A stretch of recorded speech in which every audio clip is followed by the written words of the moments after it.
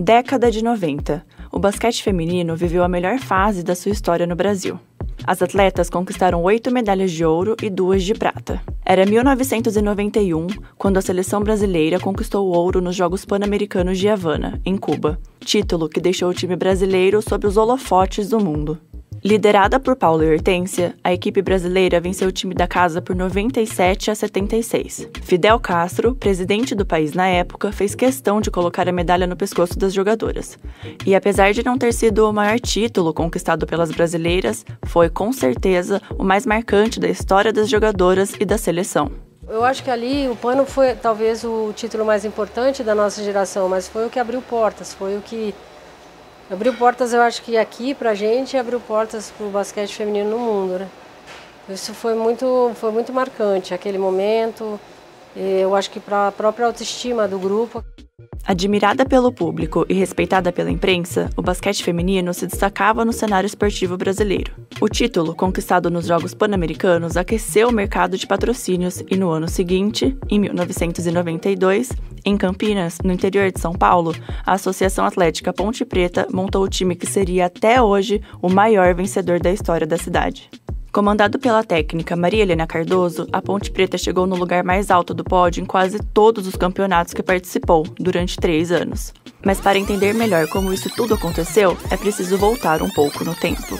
Quando eu fiquei sabendo que a Unimep de Piracicaba ia terminar com o time, né, foi anunciado na televisão tudo, que a Maria Helena, todas as meninas estariam desempregadas, no mesmo dia eu peguei o carro e fui para lá.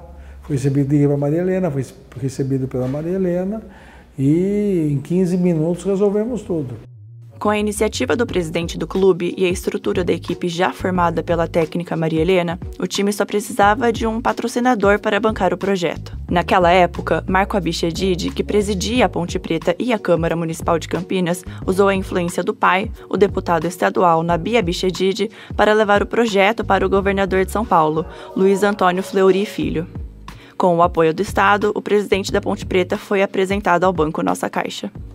E de pronto, ele achou maravilhosa a ideia, chamou o marketing, o retorno que ia ter em termos de mídia dentro do projeto e nós conseguimos o dinheiro, uma verba para o primeiro ano de contrato.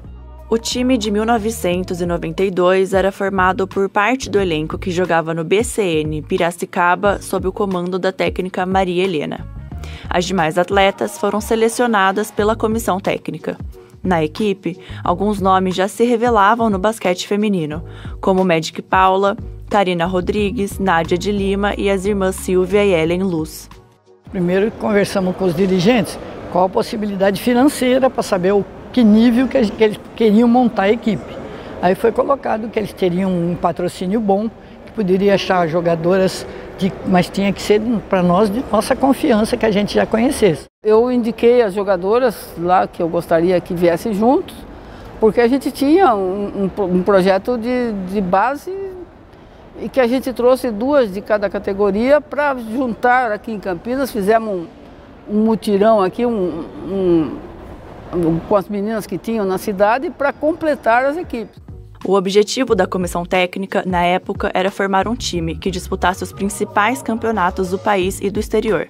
Para isso, todo o trabalho foi desenvolvido visando esse objetivo. Então, a gente constituiu a sala de musculação, a quadra foi reformada, ela foi, na verdade, desenhada para haverem treinos aqui, né?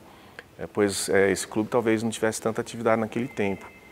Então, tudo se desenhou para que pudesse comportar os treinamentos no nível que a gente precisava. Não demorou muito para que o time conseguisse alcançar os primeiros resultados positivos. Em um ano, a Ponte Preta disputou 5 campeonatos e foi campeã em 4 decisões. Nós fizemos a final com a Leite Moça no estádio do Ibirapuera. Nunca uma final de basquete feminino, você pode ver os noticiários da época aí, nunca uma final com 17 mil torcedores de basquete. E aquele ginásio totalmente tomado, com as bandeiras da Ponte, todo mundo ali festejando, quer dizer, é uma lembrança incrível que a gente tem desse tempo, né? Então, para mim, isso mostrou muito o que era a marca Ponte Preta, o time Ponte Preta, torcida, a instituição, trazendo ao basquete feminino essa alegria que era o futebol e tal. Era um jogo só, era o jogo que decidia quem ia ganhar e a gente ganhou a final contra o Leite Moça, que foi a equipe da Hortência. Mas nós ganhamos um jogo que foi um jogo espetacular. Né? Para mim foi um jogo histórico, né? Foi um dos jogos mais bonitos de basquete feminino que eu vi na minha vida. A torcida da Ponte Preta era um espetáculo à parte nos jogos. Considerado o sexto elemento do time, os torcedores acompanhavam a equipe nas competições, sempre dando um show dentro e fora das quadras. A torcida da Ponte era a torcida de futebol, né? Então, assim, a gente chegava 1 hora antes no ginásio e a gente saía 1 hora depois, porque era muita gente. Era muita gente que ficava para fora dos jogos. E a torcida é maravilhoso, você jogar com a torcida ao seu favor, né? E a torcida da Ponte, realmente, eles compareciam e estavam ali sempre com a gente, dando apoio. A gente tinha amizade mesmo com o pessoal, eles protegiam a gente, não deixava ninguém chegar perto. Então era muito legal. Quando ganhava, então, nossa, era uma festa só. O ano de 1993 começou dando sinais de que seria histórico para a seleção da Ponte Preta. No dia 3 de fevereiro, em um jogo da semifinal do Campeonato Paulista entre a Ponte Preta e o time Leite Moça de Sorocaba, a torcida campineira jogou objetos na quadra durante toda a partida, que foi interrompida com a invasão de vândalos. A confusão foi causada por um único motivo: Hortência Macari. Associamos no primeiro ano a equipe com a Paula. No segundo ano, no próprio campeonato do segundo ano, teve uma briga com a Hortência, com a torcida, e eu falei, não, ela vai ser jogadora da Ponte. Fui lá e contratei ela.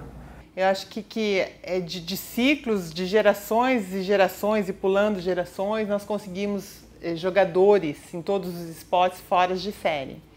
E naquela ocasião, nessa década de 90, a gente teve a felicidade de ter 2 fora de série numa mesma geração, a Paula e a Hortência. Que são jogadoras assim, que vai demorar muito tempo para que surjam outras iguais. E apesar da repercussão que o fato gerou fora das quadras, a rivalidade entre as duas atletas não existia dentro do time. Essa disputa entre os clubes e até essa rivalidade que a própria imprensa criou e foi importante para o basquete, foi importante para nós, chamou o público.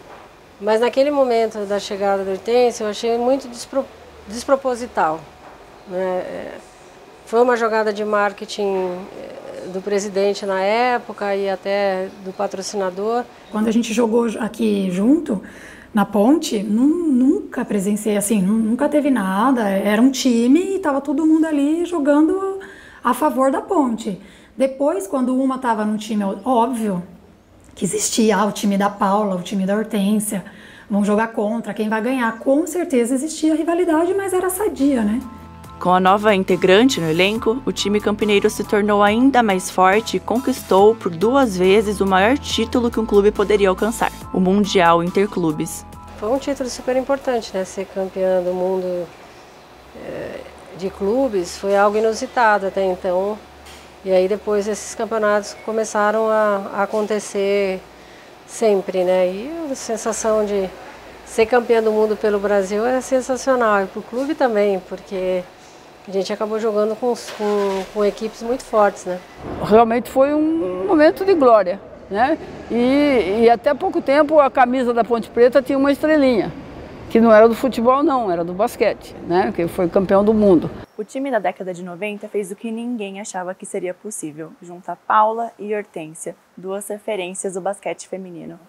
Com a dupla em quadra, o time se tornou praticamente invencível. Para muitos, aquela foi a melhor fase do basquete na cidade, mas o que isso também significava? Reduzir e muito a rivalidade do campeonato. Com um time tão dominante como o da Ponte Preta, as outras disputas perderam o brilho. E o que parecia ser tempos de glória para o basquete campineiro, no fim significaram o começo do fim. Eu acho que tirou um pouco o brilho dos campeonatos internos nossos. E esse foi um dos motivos que eu acabei saindo também, voltando para Piracicaba, porque nosso time era assim, jogar 2 minutos, forte e tal, punha 20 pontos na frente tranquilo. Em 93, elas jogaram na mesma equipe, na Ponte Preta. Não foi, no meu modo de ver, não foi bom para o basquete feminino aquilo. Porque era assim, vão jogar contra a equipe imbatível. A saída da Magic Paula em março de 1994 foi somente a primeira perda da equipe da Ponte Preta, de muitas que ainda estavam por vir. A receita de um time de sucesso, com atletas renomadas, um forte patrocínio e uma comissão técnica experiente, não sustentaram o time da Ponte Preta. Como é que um time, ele cai?